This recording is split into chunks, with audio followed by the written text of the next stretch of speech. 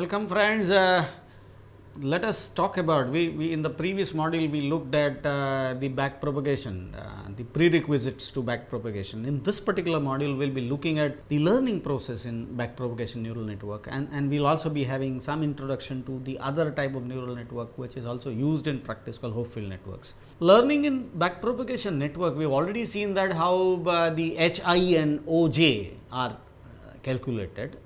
1 upon 1 plus e raised to minus some, okay.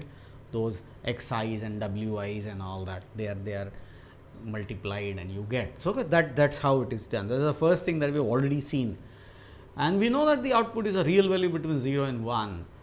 The required value is either 0 or 1. Now, that is the first thing. For example, I need an output unit, second unit to be on and the rest of unit to be off, and there are 6 output units. The answer that I get is 0, 1, 0, 0, 0, 0.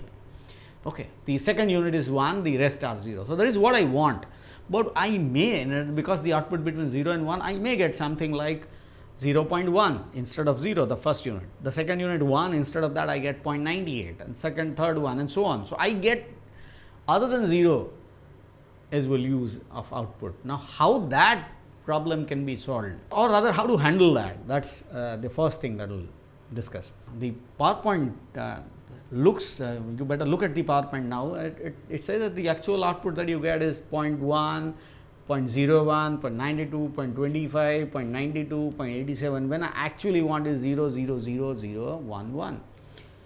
Now, what you are supposed to do is to find out the difference. Now, what is the difference? Difference basically is the error, okay, in the absolute form, and what I want is 1 and what I get is 0.5, the error is 0.5, okay. So, that is the absolute value of error, and there is something called tolerance level as well. Remember, we have seen that in a sigmoid function case, you can't have 1 instead, unless you have the total to be equal to infinity, it is impossible for you to get 1.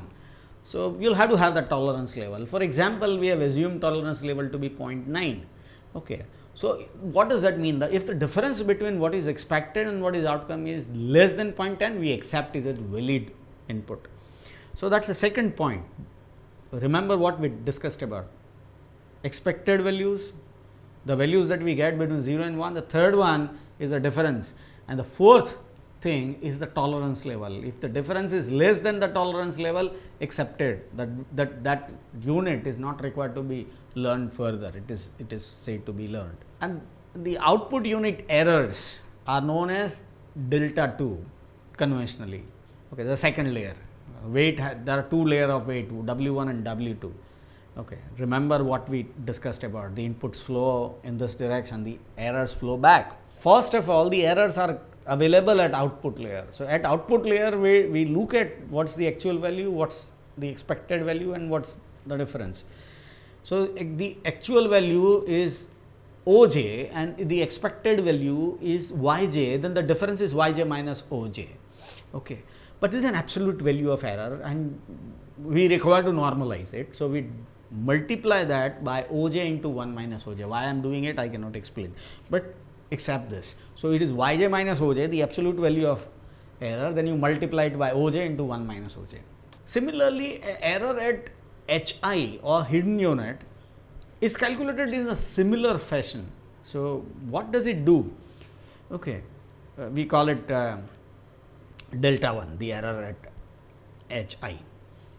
So, there is an error coming in from an output unit to this hidden unit, and a hidden unit contains errors coming from all output units. Okay. So, basically it calculates that this way. So, this is a hidden unit, this is an output unit. So, it says that the error at this output unit multiplied by this weight, the next hidden unit, okay, the error here and the multiplied by weight, the error here and multiplied by weight.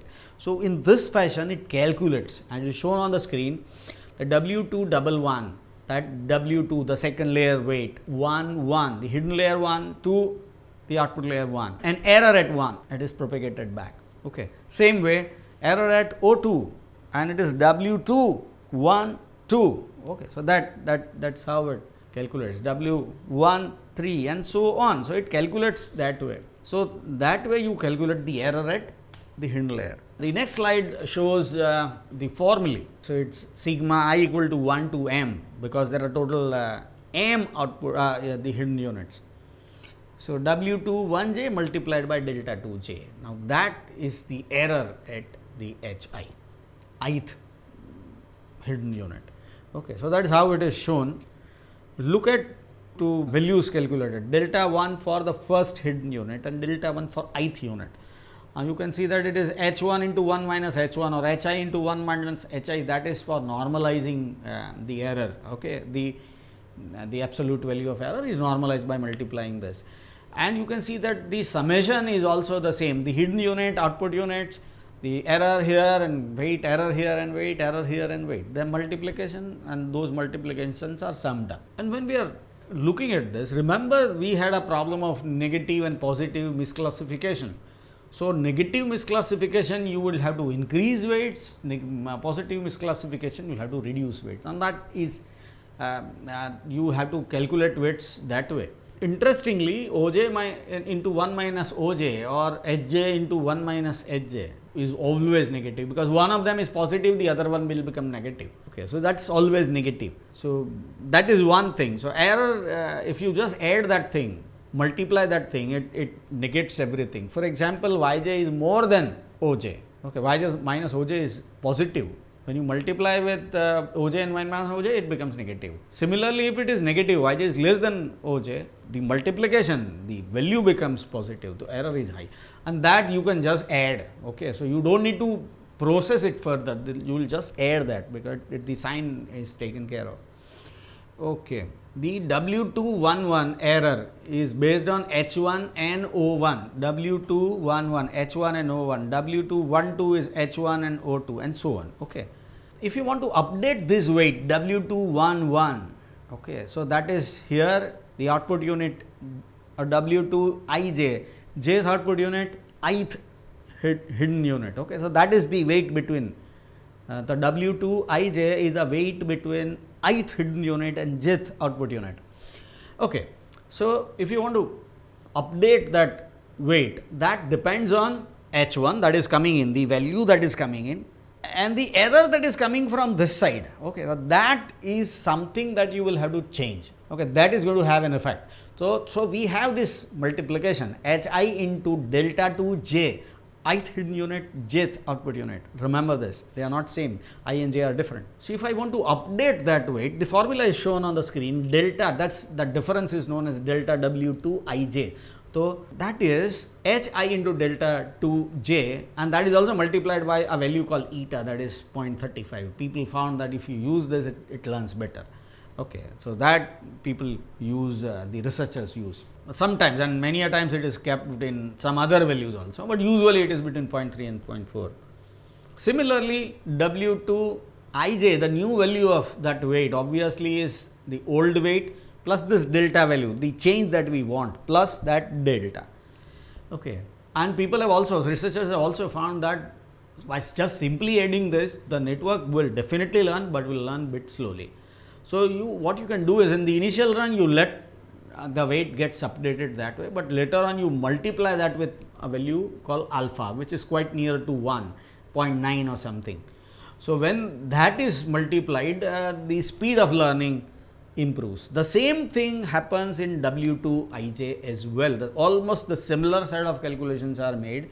You can look at the PPT or the handout to see that thing. There is no difference almost. Okay. The only issue is that the second layer of weights we call them W2ij, and the first layer we call W1ij. Some other authors have chosen some other mechanism. Some of them use that suffix at the end, some of them use that suffix in the beginning, but otherwise basically it is the same. And that alpha, that value something near to 9, is called momentum factor. As I said, it improves the speed of learning, and that is why it is called momentum factor. Once these weight updates are applied, one epoch is said to be over. Now, remember, let me recap what we have done. You find an error at the output unit, Yj minus Oj. normalize that by multiplying it by OJ and 1 minus OJ. So you have found that for all output units, find this errors. Once that is found, you calculate errors at HIs. HI is basically a summation of connection. Okay, it is connected to all output units. For every weight you need to look at that. So for this particular weight, it is HI and OJ. We have also calculated the error. The error is delta J, that is this error, the jth unit or the first output unit, the second output unit, third output unit, and there is a weight. Okay, so you calculate this error at the output unit, multiply with the weight. Okay, you get that error at HI. And how you calculate the update the weights? Okay, you just say that this is the error and you calculate that, and now error is to be added. Remember that the original value is negated, so you are just adding an error, you are improving it, you are improving the weights. So once you do that, your weight becomes more aligned with the input. Okay, so that is what we have seen. So that now we are going to look at that complete algorithm in single shot. So these are the building blocks for that algorithm. Okay, so once you apply input, calculate weights, update all weights, you apply the next input, and it is a huge thing. For example, we have 50 employees and every employee 20 images. It's 15 to 20. 1000 total inputs are provided. For each output, you check whether the output is right or wrong, and for every wrong output, you will have to update weights. Okay, so once the whole thing is done, one epoch is said to be over. And when one epoch is said to be over, only the first phase of the problem is solved. The second phase, you redo it. In fact, you require many epochs. In some cases, you require 25,000, 30,000 epochs. This is a typical case of signature recognition system which some of my students worked at. So it minimum requires 25,000 to 30,000 inputs. And if the input is more complex, number of input units are more, number of output units are more, you probably need huge number of iterations, sometimes even going beyond 1 lakh or 2 lakh sometimes. The only catch is that sometimes you won't get it learning. So after some reasonable period of time, reasonable number of iterations, if you find that is not learning, there are two ways of finding it out. One, look at the difference between error. So if the weights are not actually updated, just going is oscillating, for example, adding something, subtracting something, adding something, subtracting something, then you understand that is kind of a local minima or maxima you stuck with. So that is one measure of doing it. Second is it takes inordinate time to learn. Okay, normally if it learns in 2 minutes or 3 minutes and it takes 1 hour, it's sure that there is something wrong. What is the solution? There is no complicated solution in this problem. What you're supposed to do is you just rerun that program. That's all. As I said, if you rerun that program, all W1 ijs and W2 ijs are picked up randomly. When they are picked up randomly, they represent a random node on that n-dimensional space and a different starting point for us. And it's quite possible that of using a different starting point, you won't indulge into that local minima or maximum problem, and you will reach. Practically, it is found that in most cases, you sometimes you require to rerun, but most cases you will reach there without much of an issue. You may ask the next question, what is the guarantee that we will get that weight vector? We will learn everything, every input. You provided all 50 images of employee, and what is the guarantee that the program will eventually learn, identify each employee correctly? Theoretically, there is no guarantee. We cannot. The back propagation algorithm that we are using does not guarantee anything here. It doesn't say that it will surely find out, I guarantee that. Okay, so there is no guarantee as such. But as I said, practically in most cases, it does. Okay, the errors coming at H1 is depicted in the figure that is there in the handout as well as on the PPT. You can see that there are 3 layers of the multi-layer network, the XIs, the HIs and the OJs. Okay, you can see that H1, connection of H1 with O1 to OL, all of them. Okay, and you can see that W2 11, W2 12, W2 13, and all of them are actually calculated. Now you multiply the errors, okay, that you get at O1, O2, O3 with the respective weight, and that error is calculated at H1. This figure clearly indicates how that is done. And this is just one example. The same way you calculate errors at S2, S3, H4 and so on. Once those errors are calculated, the weights are updated. We have already seen how the weights are updated. Now let us look at the algorithm, the single shot, as I have already mentioned. It's very complicated algorithm on the face of it, but otherwise it's not all that complicated. If you look at this, you will realize. Okay, first thing is to decide number of neurons at each layer. You will have to decide that, and how it is done we have already seen a few times. You decide input based on the size of file, output based on number of classification classes that you would like to classify the inputs into, and the hidden units as geometric mean. Sometimes the hidden units are taken little more than geometric mean when the number of features are more. Remember, the job of hidden unit is to identify features out of input. So if you believe that the features are more, the number of hidden units are increased, and if you believe that number of features are less, depending on the problem that you are solving, they are reduced. Okay. So as I said, this is all empirical. People have done a lot of work on it and a lot of research on it, and the results contain a lot of guidelines for people like us who would like to code. And now you randomly initialize both layer of weights between 0.1 and minus 0.1, or sometimes even minus 0.05 and plus 0.05. Now, why we are keeping this weight value as very less? It's because researchers have again found that if you start with very less value of weights, the network learns quite easily. But if you keep some weights large, the problem is that those weights will bully others into that direction. So network will not only misclassify those bulky weights, will drive the network to learn in something different than what we want it to. So the good idea is to keep the random weights that we start with to a very low value, which is indicated here. And that's going to be, we begin with our epoch as 1. So that is epoch as 1. And now you pick up the first input. For that input, obviously all I values you just provide to Xi's, and you let the HI being calculated. You know how it is calculated. OJ are also calculated. Find errors. Okay, how you find errors? You'll have to get correct value for output units. So they are called YJs. So get YJs. Find delta 2, the error at output unit. Find delta 1, the error at the hidden unit. If this weight is to be learned, please understand, if it is correctly identifying, for example, I want that output unit to have value 1 and it gets me 0.98 and my tolerance level is 0.1. So it is fine. It is anything beyond 0.9 is acceptable to me. So this unit does not require to learn. So I will not do anything here. But if it is 0.6 or 0.7 or 0.8 or 0.85, I know there is a difference which I want to bridge. So in that case, this process is applied. Okay. The weight is updated. Okay, so that weight update process, which also uses eta as well as alpha, as we have seen before.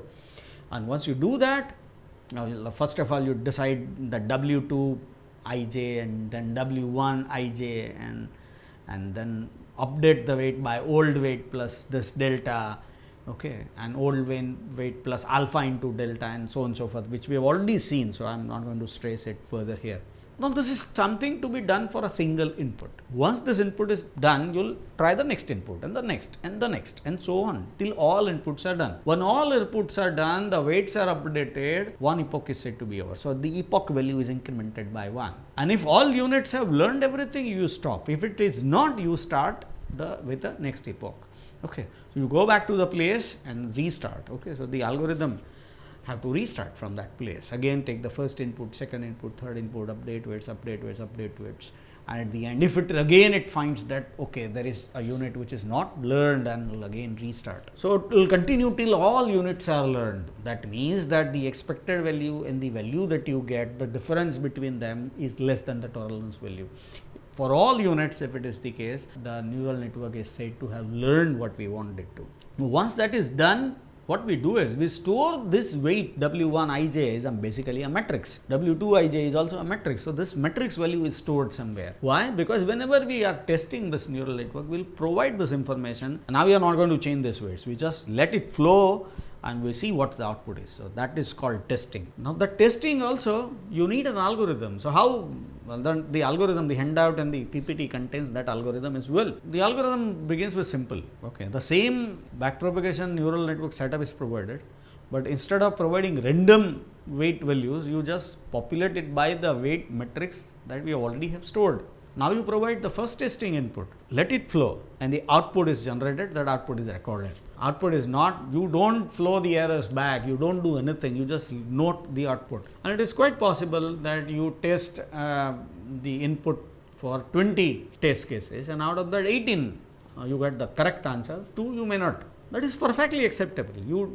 It happens, and that is common also. It's the same way with child. When you provide child with some examples of A and some examples of B and so on and so forth, sometimes he mistakes I for H and H for I. It is possible. So that is common. That is like human. Okay, so that is what is done. Usually the tolerance level for testing is much higher. Okay, so in most cases it is 0.5. So if it is more than 0.5, it is considered to be 1. Less than 0.5, it is considered to be 0. So tolerance level is high. Obviously, it has to be high because program has not seen this input. How actually this learning process is doing it? What is the mathematical view of it? If you want to understand, you can assume that we only have a 2-dimensional space. Remember, we need an n-dimensional space if we are using n weights. There is a figure in the handout as well as the PPT which talks about a 2-dimensional space. In a 2-dimensional space, we have multiple regions defining a class. What we want to do is to have and we take a very simple case where there are only 2 types of inputs, A and not A, for example. And what we want is to have a line which separates them. So that line will have some slope and a C value, y is equal to mx plus c is the equation of line. M and C are constants, and they are decided by this weights that we provide. So when we start with random weights, the line actually is drawn in a random way on that plane. So when we continuously update that, basically you get a line which separates what we want. So A and not A can be separated. If you have A, B, C, what we need is there are multiple classes, so we need multiple lines, and for that we need multiple neurons. So once you do that, once the lines are properly drawn, the figure actually talks about a case where there are 1, 2, 3, 4 lines which are drawn in a way that it can separate 1, 2, 3, 4, 5 different classes. So if you get those lines right, it will be able to identify. Okay. So basically the learning process is moving off that line to its right position, which can separate the regions which describe a class. This line is known as decision surface, and if in a 2-dimensional space is going to be a line, in a 3-dimensional case is going to be a plane, and so on. It can be n-dimensional plane, you have an n-1 dimensional decision surface, and that decision surface, the learning process is basically to start with a random decision surface and come to the right or correct decision surface, move in a direction to get one decision surface. But then there is one more thing which we must understand, that not always you have one decision surface. There are potentially infinite number of decision surfaces. We need to just get one. Okay, so in most cases we'll get one and our problem is solved. Finding out correct planes, as I said, is a process which begins with random values, okay, and converges to the right set of weights. The next thing that we are going to look at in this particular module is called Hopfield networks. We only would trace a point here that the same thing which was used for localized information storage, you can use for distributed storage. For example, if you have 8 units, you can use 8 units to store 2^8 information. But here you can use them, and there is an example shown in the handout as well as the PPT, a simple Hopfield network. You can see that there are 8 units and they are connected with each other using some weights. Now once you connect them using some weights, what do they do? In fact, every unit does something that we have already seen. Every unit calculates the input multiplied by weight. If the input is 1, the weight matters. If the input is 0, obviously the multiplication is 0, so the weight doesn't matter. So what does every unit do? Every unit will look at the summation. If the summation is positive, it will learn to become active, that means it's 1. Summation is negative, it will be 0. And every unit, if it's connected to some other unit with positive value, it says to be stimulus. It provides that stimulus for the other unit to remain on. And it provided negative connectivity. If the weight is negative, it inhibits that neuron. Okay. So here you can see that there is a connection between the first unit and the 4th unit with value 5. What does that mean? If the unit number 1 remains active, it forces the 4th unit to be active with that weight 5. It is also possible that a unit contains some negative, some positive values. At that point of time, the summation is done. Let us start, and again it's quite interesting. Such a network will only have few stable states. For example, let us begin with this case where we initialize the first unit with 1. The rest of the units are not touched, but you can see that it is connected with the third unit in a negative connection, the fourth unit with positive. So if you set the first unit to 1, the third unit becomes 0 and the fourth unit becomes 1 automatically, because they are connected that way. When you make the second unit turn on, you can see that the next unit, the 2 more units, 6 and 7 units will get 0 and 1, because they are connected that way. So you just do that, is the process is shown in the slide, that you just set a few values and you get the answer. And if you change them, you set first 2 and the last one, you get a different answer. In fact, there are few different answers possible, but only few of them. In this case, I believe that there are 3-4 possible answers. You start with anything, you get either of them at the end. Now you may tell me that suppose if it gets 5 or 6 total possible values stored. Now in the earlier case I had 2 raised to 8 and now I only get 4 or 5. What's the advantage of doing it? The advantage of doing it is that this mimics human capability of associative search. So this, for even incorrect inputs, you will be able to get the right output. Okay, so that's the power of Hopfield network. In fact, with Hopfield network, there are a lot of other things which one can talk about. I won't be talking about them. One big problem which this thing Hopfield network can solve is traveling salesman problem. Okay, with that note, there is some information available about this thing in our handout, and as well as a lot of other references which talk about that. With that note, I'd like to conclude this thing and just summarize everything that we have done in this module. We looked at how backpropagation calculates the activation, changes the weights, updates itself, and get the right set of weights for every input to be classified properly. We also seen how Hopfield networks are used for associative search. With that, we'll conclude. Thank you.